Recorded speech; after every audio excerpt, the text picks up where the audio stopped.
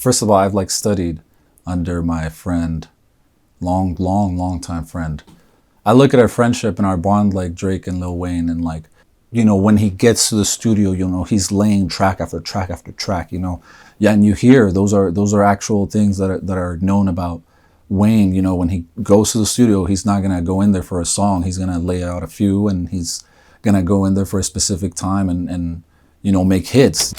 That's all I've seen from Zig. Like, you know, when we started from the very bottom, you know, experiencing, you know, situations with different studios, and just like, I could see how he was being kicked left and right at an early stage. And that's when I approached him in 2017, and I was like, hey man, let me help you with this. You know, he was going to different studios and his music was being left there and like not being delivered. And so I just never liked that, you know what I mean? Like, and so I wanted better for my friend, and that's why I approached him, and I was like, yo, let's make sure that doesn't happen. And we sought after like better studios, and, you know, artists like Khalid blowing up in our area, making sure that Beacon Hill Studio was a certified platinum recording studio. Now it was just a no-brainer, you know, go out there and start recording. Really, I was just the cameraman, making sure that I documented the whole process. I mean, there's videos of this you can find. As we started this company together, we kept shooting for other artists in that area, and a name kept popping up. You know, it was KIC CUT, you know, and so we had to find out who this KIC CUT was. And one day we met him during a shoot, and he was there, and we linked up for sure. And that's what led to, you know, more recording. You know, it opened up the floodgates to just Zig putting out just content projects. All the songs from Zig, you know, came out of that studio, you know, just going in there and knocking them out like Wayne, like just boom, boom, boom. We got 2 hours, we got 3 hours, and just constantly going out there to El Paso and using those consistent hours every Sunday, you know, after church. We would go out there and just like hit the studio, 2-3 hours, you know, come out, you know, in 1 month, 2 months, whatever it might be, and come out with the project. You know, at the time it was Zig. And so he started proposing the idea of me doing music. I knew what caliber of an artist he is, so I just didn't want to let him down. Like, I mean, this is all stuff that I learned from Ziggy, like himself. Like, I've seen him in multiple studios, you know, and using his time very, very wisely, you know, down to the last minute. He doesn't play around in the studio or his time. Learning from him and just watching him do these things, I just didn't want to go in there, and I don't want my studio times to be any lag to his process, because we're going in there to record multiple tracks. And so some of them are for my tracks, our tracks together, or his tracks, you know, or the features that he has.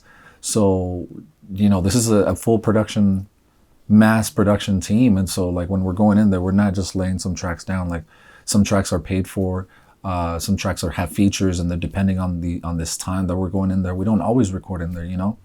So much of our time is spent on so many other artists, so many other businesses that we work for and shoot for, that we don't really, now we're finding ourselves distancing ourselves from our craft. But we know that what we bring to the table, we know what caliber we come in and aim for. And so when we're doing this music, we take it very seriously. And so we know what we have, and we know the opportunities that are at our disposal. We know the tools that we have in our bag. There should be no reason why we can't move on further. And so the main goal and key and the name of the game right now is to keep going and keep that consistency going. And it doesn't matter how many, because this could be the beginning years. You know, we've been friends for 10 years, but who's to say this is not the beginning of the music career? You know, like, so many artists out there in the game that have, you know, made it into the industry, but they have known to be working at it for 20 years prior. So 15 years prior, 10 years prior. And so that's, you know, the name of the game is time and longevity and consistency. And so as long as we keep our foot in the gas, I don't see us slowing any time down or anything really. The old me would for sure not be doing some of the things that I've been doing, like music, directing, writing, scripting, planning a movie. Like, those types of things sound like lifelong projects, you know, and sometimes that might even shy away from doing these things, because you know that you're signing up for something that might take your whole life, you know, but that's what it takes. And so I think that's what shies people away from actually doing some of these things. And so for me, coming from a background where I wasn't able to do things because I didn't have a citizenship. All I wanted to do was do things. And so documentation wasn't set up at the time. Thank God now it is. You know, thank God those days are gone now. I got this new song. And I make that my hook. Thank God those days are gone now. Thank God those days are gone now. Thank God those days are gone now. I think it's the confidence. I get a lot of my confidence from, you know, I'm gonna say it, like my all-time favorite director of all time is Kid Art. You know, like that guy is he was doing stuff at an early years. He was making music videos into movies, you know, and artists like Pusha T took notice, you know, and gave him budgets. He ended up making a movie. And then, you know, when Drake and Meek Mill were beefing and they squashed that beef, they made that music video where their whips are like crashing into each other, you know what I mean? They basically gave that job to director Art, you know, Kid Art. I've personally seen his progression, like working from Canon all the way up to working his way up in the name, you know, and out there in New York.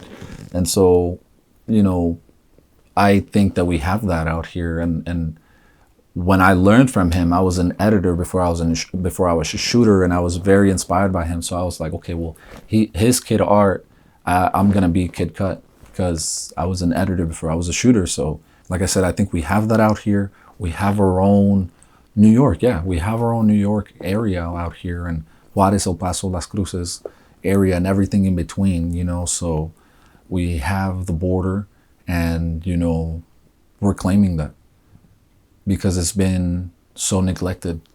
And artists like Khalid, shout out to Khalid, who, you know, you go to his Instagram and he has El Paso right on his Instagram. You know, he loves the area, you know, and if it wasn't for artists like him, a lot of people wouldn't know El Paso.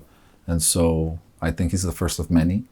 And I think we definitely have something good in our hands where we can definitely bring something to the table. I'm crossing the border almost daily.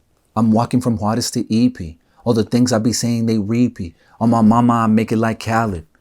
So that's a message that I want to just throw out when I made Crossing the Border. You know, like I'm crossing the border almost daily. Like I just went out to Juarez, you know, and I love the area. I love going back. And I'm doing that, you know, so I wanted to start off with something strong. So I'm crossing the border almost daily, and I'm walking from Juarez to EP, and I am. So many Namus in Juarez you wouldn't believe. Take it from me. This is the border where they risk it all. I want a piece of this land. Give me the Oscar, the Grammy, prestigious awards, many rewards. None of my sisters have to work no more. Born in the shadows against all odds. Everything I do hit hard. Gotta thank God. Again, I'm trying to let people know that we're here. We're in Juarez.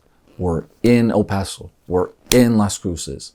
And we are all up in this. Like, we do the work. We're here. We're known. They call us. They need us. We're there. We're the guys. We shoot from city to city. It's hard to compete because we shoot from city to city. That's what I wanted to bring to the table with Crossing the Border. Like, I needed people to understand, like, we're creating something that's not been done in this area. You know, I know that for a fact. It feels like I got my juice back. Okay? I know I should talk. I don't know if I should talk on this moment. No. You can talk. It's fucking lit to see it. Like, I don't know. I was lost, man. Shout out Johnny Depp. I can only imagine what that man was going through. Thank God for having a good, reliable, strong circle around you. I think that's very needed. Shout out the Ukraine, you know, I mean, people out there in the Ukraine. Through this, trying to do music in like December, January of this year, you know, SVGAR Beats reached out. He's a producer from the Ukraine. He was just like, hey, like, I got these beats for you. I found you, I checked you out, I really like it. And so I was like, all right, like, I checked out some of his beats, and lo and behold, he had some good stuff to work with. And I was like, wow, like, if this is coming from the Ukraine, this is pretty good, man. So we just started working from there. And of course, like, I had to share this stuff with Zig. Like, I wasn't going to, like, keep this to myself. I was like, no, man, you got to get on this. Like, it's good stuff. And so that's how we started building, you know, these tracks together, you know. And it's so awesome because, like, the stuff that I have now that we're going to record this weekend. So it's some new goop, you know, it's some new goop. Anytime a beat is there and a producer is so just down to let us like really just use the beat and put some work behind it, you know, like it's so awesome. You know, shout out to Koof first and foremost. Shout out to Wi-Fi. Shout out to Eugene, DJ Genius. Shout out to Sugar Beats, David Parada. I think he's gonna make a comeback. I'm asking for it. But shout out all the producers that we work with, man. And anytime there's a beat and it presents itself, like we're gonna try to do something epic with it. And so that's what we're trying to do. The track that really I started experimenting with was How Did He Do That? But when I made it, it said, I pronounce it as How Did He Do That? And the R's for me just roll out the tongue. And so I had 2 people comment on that. Like, I really like how your R's come out. And I was like, okay, cool. I just ran with it. And so brr is my sound, you know, like different artists like Anuel, who his song is brr, you know, mine's brr, you know, so that's me. That's going to be me.